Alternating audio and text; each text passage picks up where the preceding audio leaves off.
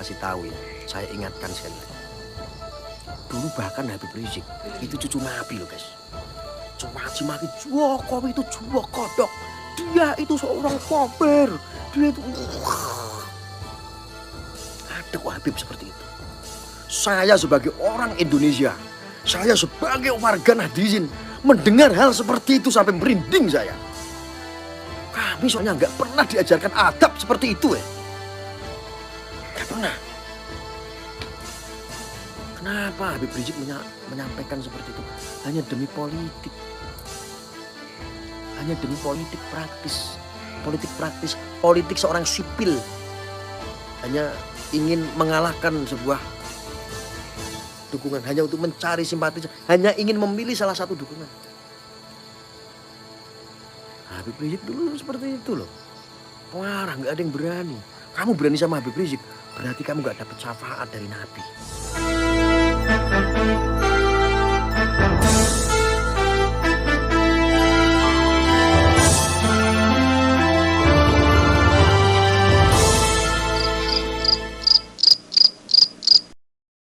Nah ini ada juga dari Ibu Alisa Wahid ya, Direktur Nasional Gus Durian dari Network Indonesia GNI yang juga aktivis pemerhati isu perempuan dan anak.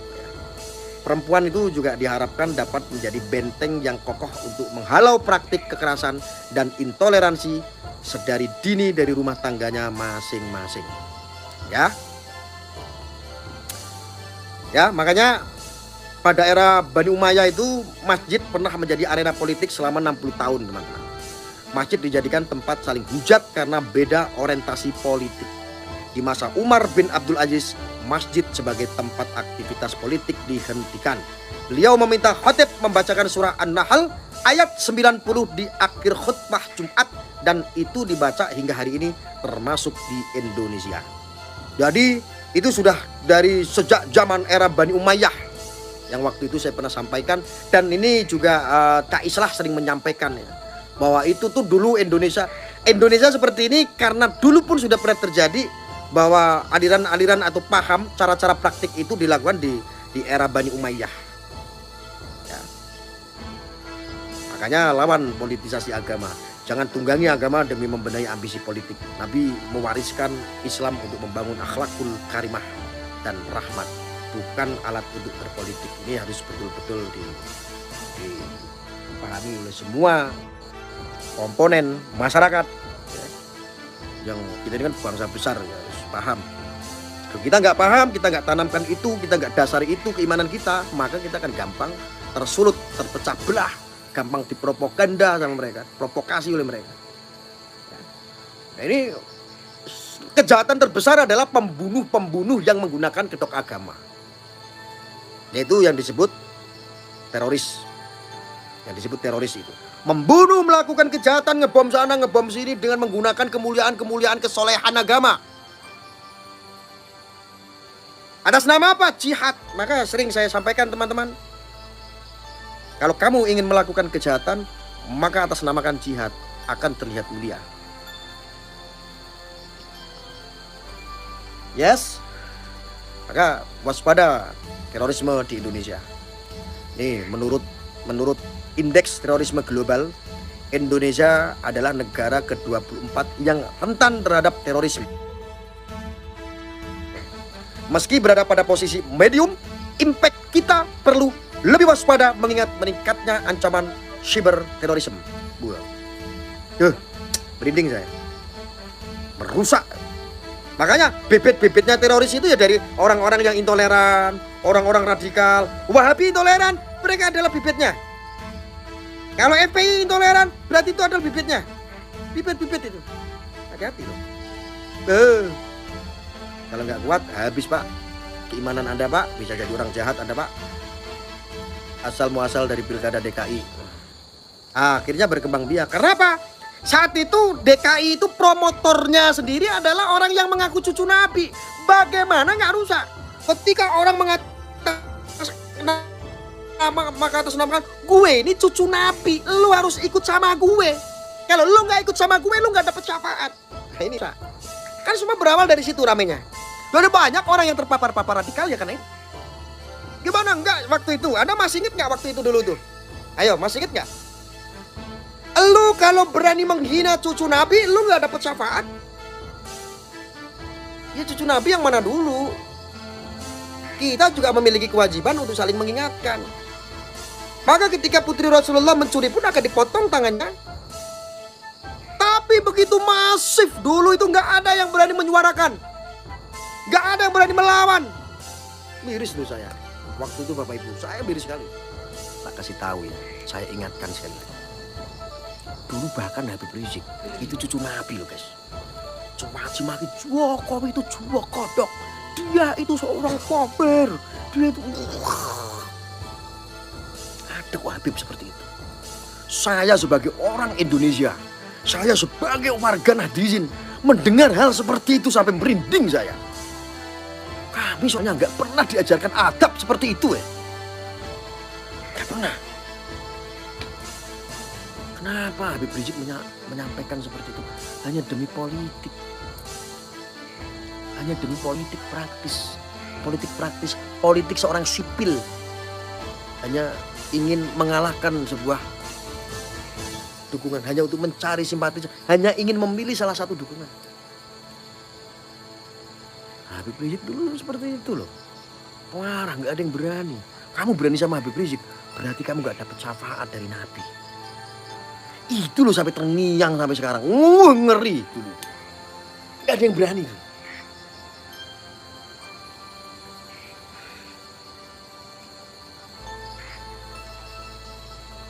Ya Habib yang mana dulu? Kami yang memuliakan orang Indonesia tentang Habib. Guru-guru kami yang mengajarkan kami untuk menghormati Habib. Tiba-tiba kita sangat memuliakan yang namanya Habib di Indonesia nih. Tiba-tiba ada seorang Habib seperti itu. Nyesel rasanya. Ya Allah, gue kok jadi nyesel seolah-olah gue menghormati itu Habib. Ternyata Habib. Tapi Habib yang itu ya, bukan yang semua. Ngeri gak dong? Ngeri. Jokowi itu PKI. Rezim itu bangsa. Kenapa semua berawal dari situ? Ketika pilkada itu ada Ahok dulu dikafirkan, Ahok di ini. Tanya, yang kafir siapa? Yang mengucapkan kafir itu sendirilah yang kafir. Dosa berjamaah. Lu kalau dulu dukung Ahok, lu otomatis akan jadi kafir. Dulu ada nggak yang berani mengingatkan? Takut mau mengingatkan. Gue beranikan diri dengan apa pertaruhan? Paling besok gue disamperin orang-orang FPI. Gak apa-apa, gue pasang badan. Rame-rame sekalian. Gue nekat waktu itu. Walaupun personil saya juga di organisasi saya udah siap-siap. Lo FPI kan setiap daerah ada, tempat saya itu FPI banyak. Waktu itu. Sistemnya kan persekusi. Orang yang berbeda dengan FPI yang menghujat imamnya dianggap mulia, mengkritik imamnya itu nggak boleh. Ya. Mengkritik itu nggak boleh, mengingatkan imamnya nggak boleh, pokoknya benar semua. Tapi caci maki di dalam dakwahnya, caci maki di dalam pengajian sangat masif dan luar biasa, masya Allah waktu itu. Yang mengkritik pasti akan dipersekusi. Dibatangin orang-orang FPI banyak. Sudah berapa yang menjadi korban saat itu? Masih ingat nggak kalian? Kalian masih ingat nggak? Ini intoleran. Dan bibit teroris itu orang-orang seperti itu. Dulu NU, kasih tahu, NU dulu enggak sekarang ini orang-orang warga NU. Sekarang udah banyak warga-warga NU bangkit semua melawan kelompok-kelompok itu. Sejengkel kiai ulama kita dihina sama orang-orang itu, bantai sikat. Udah mulai berani sekarang. Dulu media sosial dikuasai mereka. Kalian masih ingat gak dulu? Saya jadi korban berapa kali. Potong videonya diviralin tujuannya untuk memprovokasi saya supaya Arya ada yang mendatangi orang. Saya itu sudah didatangi lebih dari 60 kali.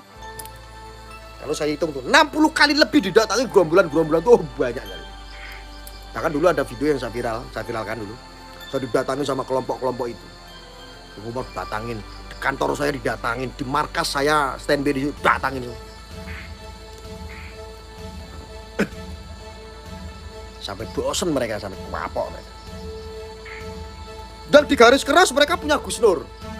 Yang di moderat punya Gus Arya. Dulu perang saya Gus Nur sama saya. Ngeri gak? Dulu nggak berani Pak. Nggak semua bisa seperti itu. Sekarang alhamdulillah warga NU sudah bangun semua dari tidurnya. Yang dodok sekarang sudah berdiri. Yang berdiri sekarang siap berlari untuk mengejar kelompok-kelompok itu. Saya yang provokasi saat itu. Saya provokasi. Bangun, jangan diam. Kiai kita dihina, ulama kita dihina. Alih-alih membanding-bandingkan satu hanya seorang kiai, satu cucu nabi. Seolah-olah kan dulu begitu. Dulu kan seolah-olah sebelah sini adalah promotornya adalah cucu nabi, sebelah sini adalah Anus yang disebut Islam Nusantara. Kiai-kiai katanya. Orang-orang Indonesia mabok, nggak menghargai kiai dan ulama lagi. Dia lebih fanatik ke sini. Cucu nabi loh. Tapi Masya Allah, karomah berkahnya kiai, ulama NU semuanya tersingkirkan dengan rapi. Bahkan sampai sekarang Habib Rizik masih kena somasi. Ya ini kan masih tahanan luar nih. Belum berani bersuara lantang. Tapi kalau begitu lagi tangkap lagi ambil. Ini yang paling berbahaya adalah ketika seorang Habib, walaupun itu oknum, kadang Habib nggak seperti itu. Habib HRS ataupun HBS pengikutnya jutaan. Ketika biasanya itu kan fatwanya selalu dianggap kebenaran. Ketika salah mencaci orang, maka fatwa itu akan dianggap sebuah kebenaran oleh jamaahnya, murid-muridnya yang mengidolakan mereka. Akhirnya caci maki. Bahkan dulu HRS itu ada, wah, mudah-mudahan disusahkan hidupnya, nggak diberikan jodoh. Itu kan nggak pantas. Seorang cucu nabi loh. Lawan Pak, kalau dulu saya lawan.